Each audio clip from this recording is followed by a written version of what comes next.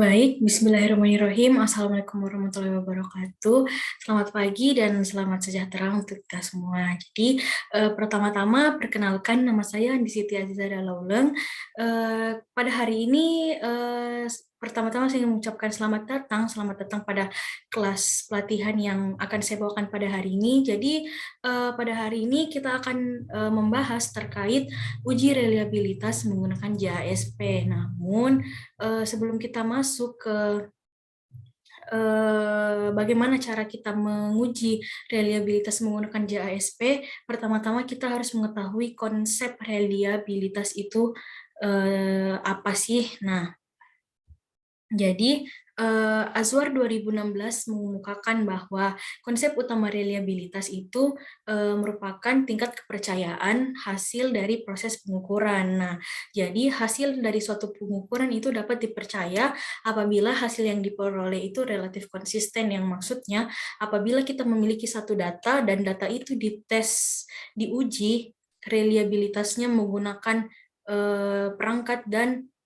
suatu perangkat dan suatu software tertentu, itu hasilnya akan sama ketika kita mengetes atau menguji data kita dengan menggunakan perangkat atau software lain. Nah, apabila pengukuran yang kita lakukan secara berulang itu relatif konsisten, maka hasil pengukuran kita itu dapat dikatakan reliable. Nah, begitu juga dengan sebaliknya, apabila terdapat perbedaan hasil pengukuran yang terjadi itu secara berulang, maka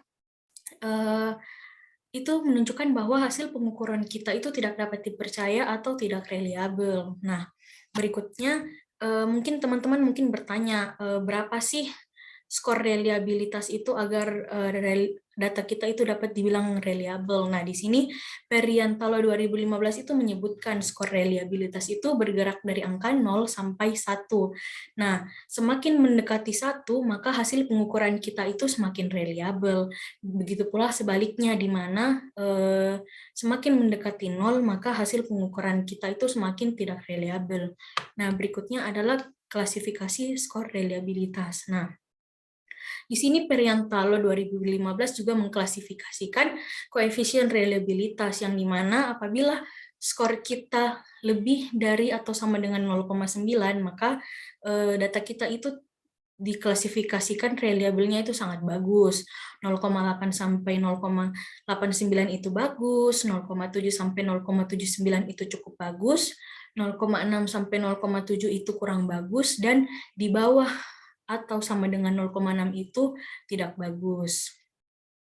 Nah, mungkin penjelasan terkait konsep reliabilitas kita pada hari ini tuh sampai di sini saja. Selanjutnya kita akan langsung masuk ke praktik. Bagaimana sih cara kita menguji reliabilitas menggunakan aplikasi atau software JASP.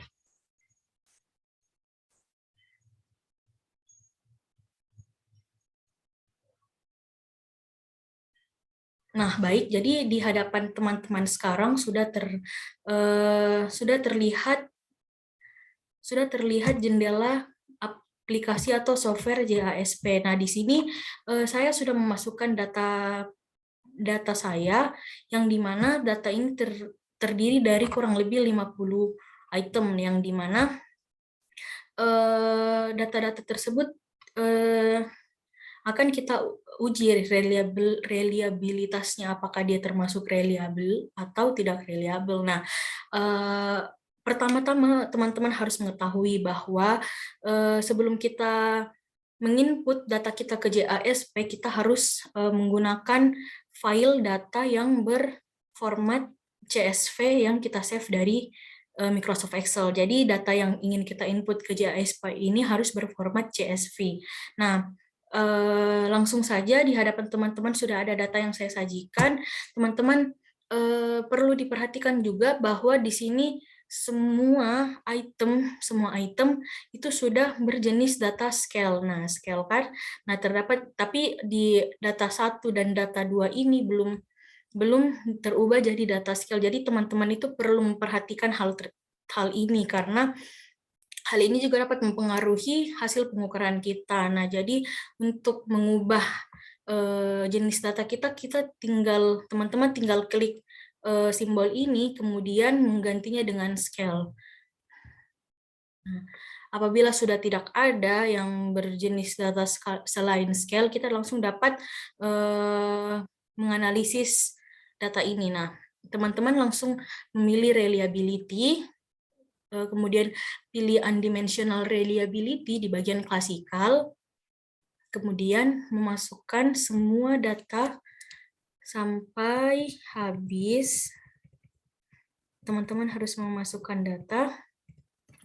Kita memasukkan semuanya ke kolom variabel. Jadi semua data-data teman, semua item harus dimasukkan ke kolom variabel. Nah, untuk bagian total itu tidak perlu ya. Nah, di sini sudah terdapat hasil menggunakan McDonald's. Nah, tapi pada uji reliabilitas ini kita menggunakan Chromebah, yang dimana kita harus mencentang kotak Chromebah yang kemudian akan muncul hasilnya. Nah, jadi di sini kita dapat melihat bahwa nilai Chromebah alfanya itu 0,907, yang dimana data yang kita uji pada hari ini itu termasuk sangat baik atau termasuk ke dalam data reliable. Nah, mungkin itu saja yang dapat saya jelaskan terkait bagaimana cara menguji reliabilitas menggunakan JASP. Kurang dan lebihnya mohon dimaafkan. Wassalamualaikum warahmatullahi wabarakatuh.